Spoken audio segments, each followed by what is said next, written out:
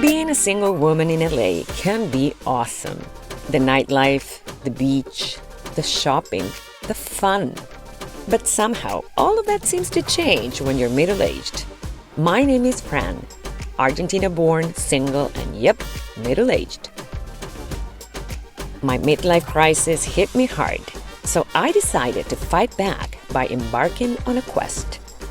Visiting all 50 states before I'm 50 and taking you along with me.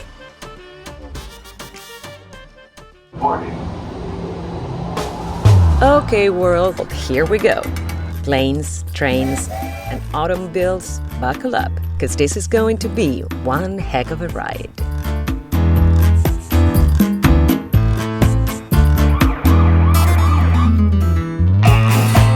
Welcome to My 50 Before 50.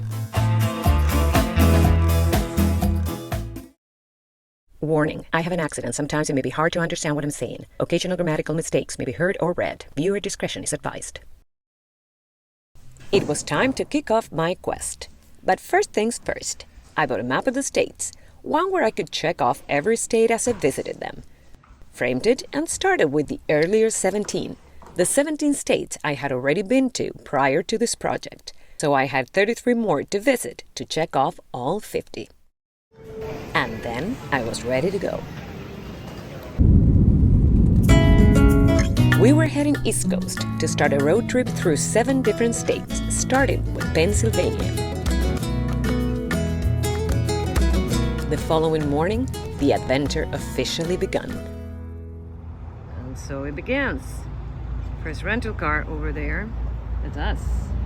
It's going to be taking us through Maine, New Hampshire, Vermont, Connecticut, Delaware, Maryland, and Pennsylvania. Let's do it. Okay, here we go. On our way to Pennsylvania.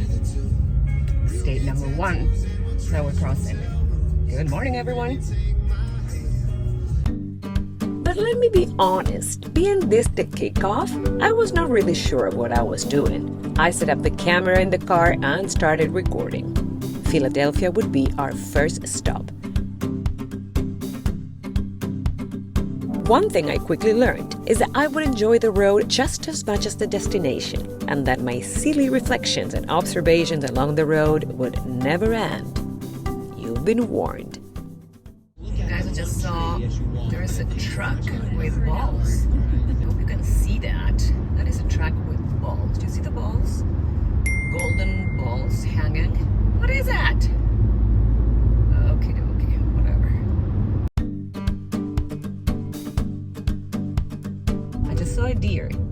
Damn camera pointing in the wrong direction. Pretty sure I'm still in Maryland. Or am I? I wonder where I am. It is kind of like the middle of nowhere, because you see there's nothing around. But I just passed a restaurant and tavern, and I love it when I find those little places in the middle of nowhere. I'm like, I mean, I don't know, people come here? Do you have to put a reservation? How does it work? I'm doing it! Driving into Pennsylvania. Hello, Philadelphia!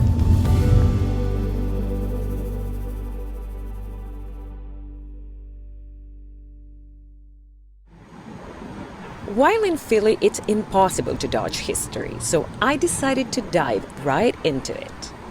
So walking down the streets of Philadelphia, getting to where the Liberty Bell is.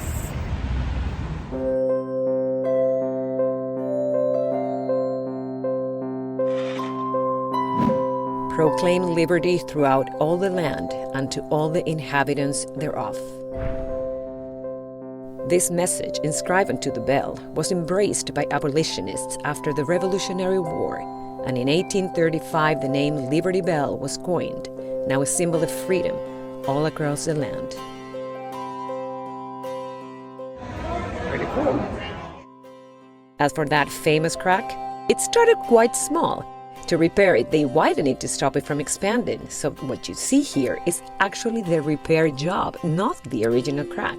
a repair job that, by the way, never really worked. Right across the street is Independence Hall, the former Pennsylvania State House, where the Declaration of Independence was signed along with the Constitution and where the Liberty Bell used to ring. Also close by is the President's House Memorial, the site of the first executive mansion, which hosted Presidents George Washington and John Adams during their terms. This place is called a paradox of freedom and slavery, since President Washington, while fighting for freedom, had slaves serving him at this very place.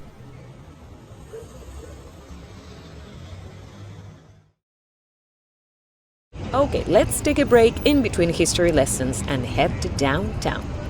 Oh, hi, my fellow Argentinian, and dare I say it, future world champion? Well, that break didn't last long. Down the street is City Hall, the largest municipal building in the United States, topped with a statue of William Penn. Yeah, hard to see from here, I know. Speaking of sculptures, how about this one of George Washington and Benjamin Franklin as Masons, right by the Masonic Temple? Yep, yet another historic building. Walking the streets of Philadelphia. As mentioned, history is everywhere here, but not all history is the same, right? Oh yeah. Oh yeah. Oh yeah.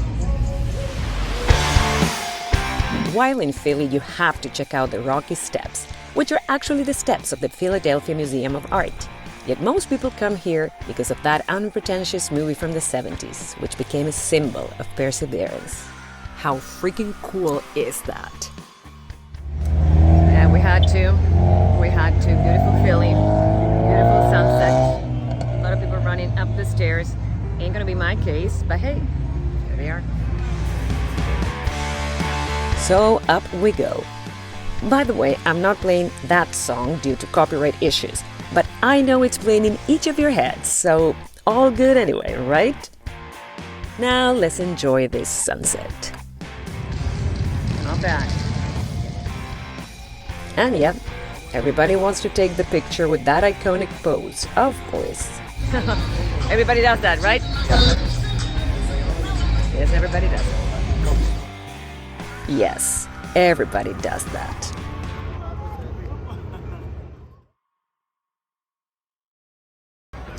And it's almost the end of this Friday night. I could not leave Philly without checking out its magnificent food scene. And who better to guide me than my longtime friend and Philly native, Michael. Welcome to my country. We are in Philadelphia.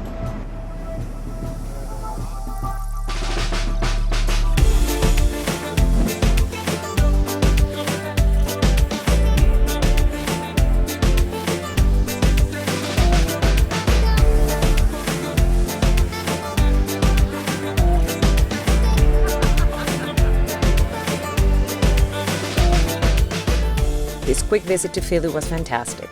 But this chapter might not have been the best. From here on, the journey gets really interesting. After all, it was only my first time doing this. It is the first recording out of my 50 before 50, so because I'm kicking it off It's the here. inaugural broadcast. Inaugural broadcast of the 50 for 50. 50 before 50. And this is, yeah, hold it, it's Friday, it's not Sábado, because otherwise it would be Sábado. Sábado Gigante! And now let's call it a night while we laugh and toast to friendship and to the always exciting road ahead.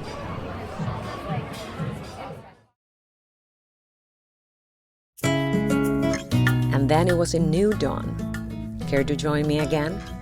Because there's a whole country out there, and this quest is just getting started.